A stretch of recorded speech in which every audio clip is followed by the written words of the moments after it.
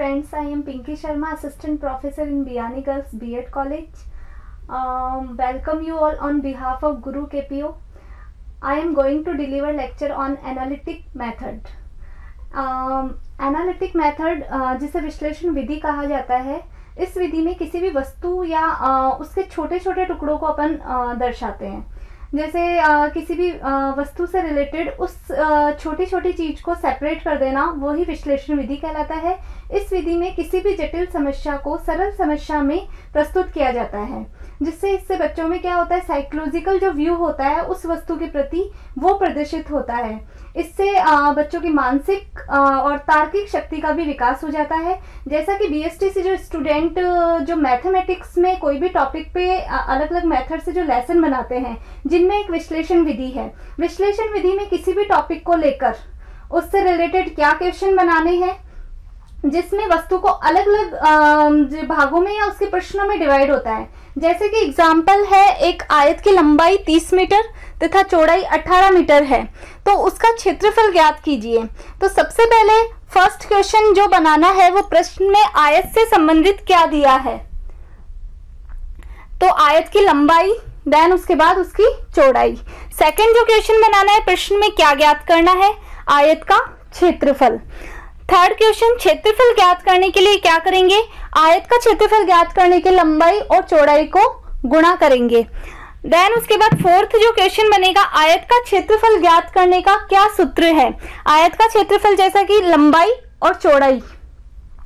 इससे क्या होता है कि बच्चा एक भी जैसा भी टॉपिक लेता है, जैसे आयत ले लिया, चतुर्भुज ले लिया, या किसी भी चीज का एरिया ले लिया, और जैसे क्षेत्रमिति से रिलेटेड, जैसे फील्ड बुक से भी रिलेटेड अगर क्वेश्चन बनाता है तो उसमें अलग अलग जैसे ट्रेपेजियम के क्वेश्चन अलग लेता है, तो उसके जैसे आमने और सामने की भुजाओं का योग, जैसे जिस तरीके से भी वो अपने क्वेश्चन को बांटना चाहता है, वो अलग अलग 4 या 5 क्वेश्चन बनाता है। इसमें क्या होता है कि बच्चे अलग अलग टुकड़ों में, जैसे आयत क्या है पहले, उसके बाद आयत की लंबाई और चौड़ाई क्या है, उसके बाद आयत का परिमाप क्या है, तो सब में अलग अलग वो सेपरेट करते हुए इस मेथड को अपनाता है।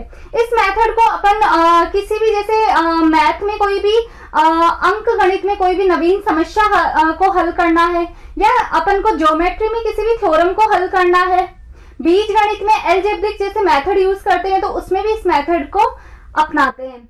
इसके बाद इस विश्लेषण विधि के गुण क्या है। विश्लेषण विधि के गुण निम्नलिखित है। फर्स्ट, छात्रों की क्यों किया गया की प्रवृत्ति को संतुष्ट करता है। कि जैसे हमने एग्जाम्पल लिया था कि जिसमें आयत की लंबाई 18 मीटर व आयत की लंबाई 30 मीटर व चौड़ाई 18 मीटर थी, तो उसमें आयत का क्षेत्रफल ज्ञात करने के लिए हमने लंबाई और चौड़ाई को गुणा किया था।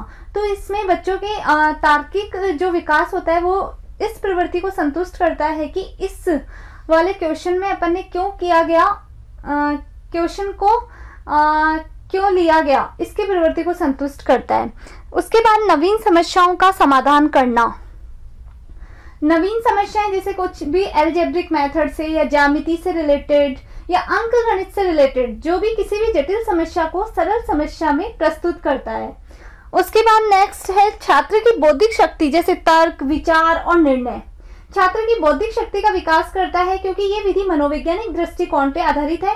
इस विधि में ज्ञात से ज्ञात की ओर बढ़ते हैं और निष्कर्ष से अनुमान की ओर बढ़ते हैं, जिसमें ज्ञात से ज्ञात की ओर की बच्चों को जो ज्ञात है उससे रिलेटेड अपन उससे नेक्स्ट क्वेश्चन निकलवाते हैं, जिससे वो बच्चा अज्ञात की ओर बढ़ता है। और निष्कर्ष से अनुमान की निष्कर्ष लगाएगा बच्चा, उसके बाद अपने अनुमान के आधार पे किसी भी प्रमेय को सिद्ध कर सकेगा। देन उसके बाद निर्णय का विकास करना और रटने की प्रवृत्ति जागृत नहीं होती। इसमें क्या होता है कि रटने की प्रवृत्ति जागृत नहीं होती। बच्चा क्या करता है, इसमें मानसिक विकास है, तार्किक जो शक्ति का विकास होता है। इसमें बच्चा अपने एक अन्वेषक के रूप में कार्य करता है, क्योंकि ये विधि खोज विधि पर आधारित है। तो नए नए क्या है वो तरीके निकालना चाहता है, अपना दिमाग लगाना चाहता है उस क्वेश्चन में कि ये हुआ तो कैसे हुआ। देन उसके बाद आता है विश्लेषण विधि के दोष। फर्स्ट है समस्या समाधान में अधिक समय लेना। यह विधि समस्या समाधान में अधिक समय लेती है, क्योंकि बच्चा एक खोज प्रवृत्ति की तरह कार्य करता है, यह एक अन्वेषक के रूप में कार्य करता है, कि जिसमें उसे निर्णय लेने में बहुत सारा टाइम हो जाता है। नेक्स्ट है प्रत्येक समस्या का समाधान संभव नहीं होता। इस मेथड में क्या होता है कि जितनी भी गणित से रिलेटेड जितनी भी समस्याएं होती हैं, जटिल समस्याएं होती हैं, उनसे रिलेटेड हर चीज का समाधान नहीं होता।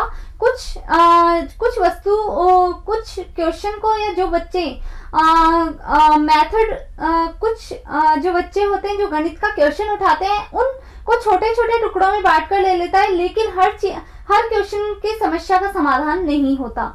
देन उसके बाद आता है छात्रों को अधिक तर्कों का सहारा लेना।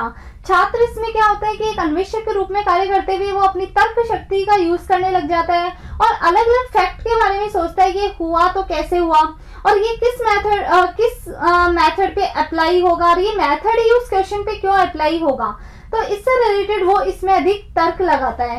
देन उसके बाद आता है छोटी कक्षाओं के लिए कम उपयोगी। ये जो मेथड होता है वो छोटी कक्षाओं के लिए कम उपयोगी होता है। जैसे 9-10 के जो स्टूडेंट होते हैं वो क्या लेते हैं कि अलग अलग फैक्ट निकालते हैं कि अगर इसमें ये हुआ कि अगर ये थ्योरम बनी तो कैसे बनी, इसमें अगर एरिया होगा तो वो कैसे निकलेगा और इसमें मल्टीप्लाई क्यों करेंगे। तो बच्चों के अंदर जो क्वेश्चन चलते रहते हैं वो बड़ी कक्षाओं के लिए ये मेथड ज्यादा उपयोगी माना जाता है और छोटी कक्षाओं के लिए कम उपयोगी माना जाता है।